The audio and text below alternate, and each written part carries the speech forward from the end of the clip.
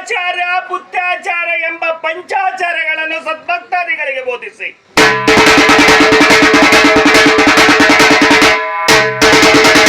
ನಾಡಿನ ಮೂಲೆ ಮೂಲೆಗಳಿಂದ ಪಾದಯಾತ್ರೆಯನ್ನು ಗೈದು ಇತ್ತಪ್ಪ ಭಕ್ತರಿಗೆ ಯಾವ ಯಾವ ಯಾವ ಪ್ರಸಾದವನ್ನು ಉಣಬಡಿಸಿದಂತ ಸಜ್ಜನರಿಗೆ ಸುಜ್ಞಾನದ ಬೆಳಕನ್ನು ನೀಡಿ ಅಜ್ಞಾನದ ಕಗ್ಗತ್ತಲನ್ನು ತೊಲಗಿಸಿ ಅರುಷಮಣಿ ಸ್ಪರ್ಶದೊಳು ಕಬ್ಬಿಣ ವಲ್ಲಾದಂತೆ ನಿಮ್ಮ ದರುಶನದಿಂದ ಮನ ಪಾವನ ತಂದೆ. ಏ ದೇವ, ಸಿಕಾಪುರದಿಂದ ಬಂದಂತ ಗುರು ಬಸವರಾಜೇಂದ್ರನು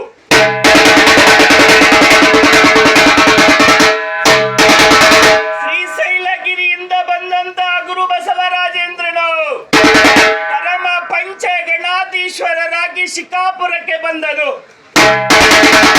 ಸಿಕಾಪುರದಲ್ಲಿ ವೀರಭದ್ರನು ನೆಲೆಸಿದ್ದನು.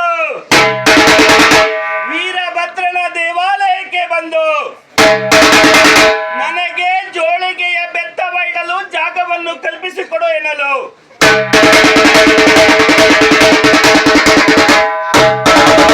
ಹಾಗೆ ಆಗಲೆಂದು ವೀರಭದ್ರನ ಅಪ್ಪಣೆಯನ್ನು ನೀಡಿದನು.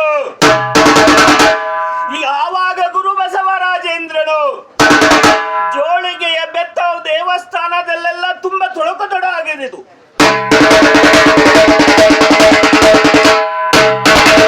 ತುಂಬಿ ತುಳುಕುತ್ತಿತ್ತು. ಇದನ್ನು ನೋಡಿದ ಮಹಾವೀರಭದ್ರನು ನಿನ್ನಲ್ಲಿಗೆ ಬರುವ ಭಕ್ತರು ಹೆಚ್ಚಾಗತೊಡಗಿದ್ದಾರೆ, ನನ್ನಲ್ಲಿ ಬರುವ ಭಕ್ತರು ಕಡಿಮೆಯಾಗಿದ್ದಾರೆ ಗುರು ಬಸವರಾಜ.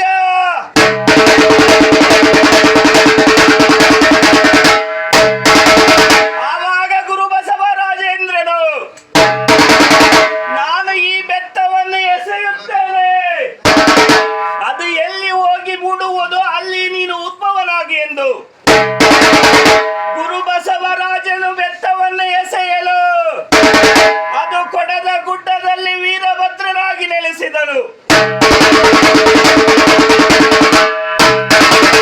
ಇತ್ತಪ್ಪ ವೀರಭದ್ರನು ಕೊಟ್ಟಂತ ಊರೇ ಕೊಟ್ಟೂರು ಎಂದಾಯಿತು ನೋಡ. ಜೀವಿಗಳಿಗೆ ಆಯುಷ್ಯ, ಶ್ರೇಯಸ್ಸು, ಸಂತಾನ, ಮೋಕ್ಷಾದಿಗಳನ್ನು ಕೊಡುವಂತಹ ಕರುಣಾಳು ಗುರು ಕೊಟ್ಟೂರ ಗುರು ಬಸವರಾಜೇಂದ್ರನು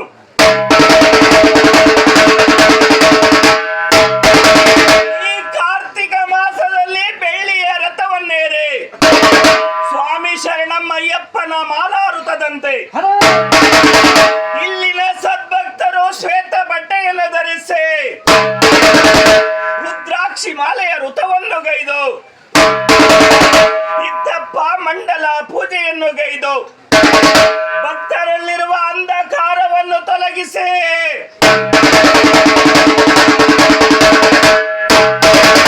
ನೀನೊಲಿದರೆ ಕೊರಡು ಕೊನರುವುದಯ್ಯ, ನೀನೊಲಿದರೆ ಬರಡು ಅಯಲವಾಗುವುದಯ್ಯ, ನೀನೊಲಿದರೆ ವಿಷವು ಅಮೃತವಾಗುವುದಯ್ಯ, ನೀನೊಲಿದರೆ ಬಡವನಿಗೆ ಹೂವಿನ ಮಳೆಯನ್ನೇ ಗರಿದನಯ್ಯ. ಅನೇಕ ಅನೇಕ ಜೀವಿಗಳಿಗೆ ಪುನರ್ಜನ್ಮವನ್ನು ನೀಡಿ ಕೊಟ್ಟೂರು ವಾಸ ಗವಿಮಠಾಧೀಶ ಶಿವಶಾಂತ ಕರುಣಾಳು ಗುರು ಕೊಟ್ಟೂರೇಶನಿ ಕೃಪೆಯಾಗುತ್ತಂದೆ.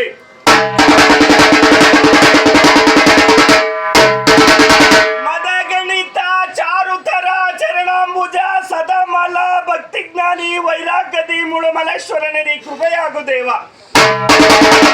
ಬಾಲಲೀಲಾ ವಿನೋದ ಕಂದ ಕಪಿಲಗವ ಹಸುವ ನೀಡಿದ ಅಸಮತೋಪೋನಿದೆ ಎಲ್ಲ ಪೀಠ ಪರಂಪರಾನುಗುತ ಪರಮ ತೇಜೋ ಮೂರುತಿ ಚನ್ನ ಬಸವ ಶಿವಯೋಗಿ ಕರಕಮಲ ಸಂಜಾತ ಎಲ್ಲ ಪೌರ್ಣಿಮಾ ಅಮಾವಾಸ್ಯೆಯ ಒಂದಾಗಿಸಿದಂತ ಅಸಮ ಮಹಿಮಾಶಾಲಿ ಕೃಷ್ಣ ನಿಕೃಷ್ಟ ರೋಗವನ್ನಿ ಕಳೆದು ಅದೃಷ್ಟ ರೇಖೆಯ ಬದಲಿಸಿದ ಭವರೋಗ ಧನವಂತರಿ ತ್ರಿವರ್ಧ ದಾಸೋ ಮೂರುತಿ ಪ್ರತ್ಯಕ್ಷ ಪರಮೇಶ್ವರ ಕೋಟಿ ಕೋಟಿ ಸೂರ್ಯ ಚಂದ್ರರಂತೆ ಪ್ರಕಾಶಮಾನವಾಗಿ ಪ್ರಜ್ವಲಿಸುತ್ತ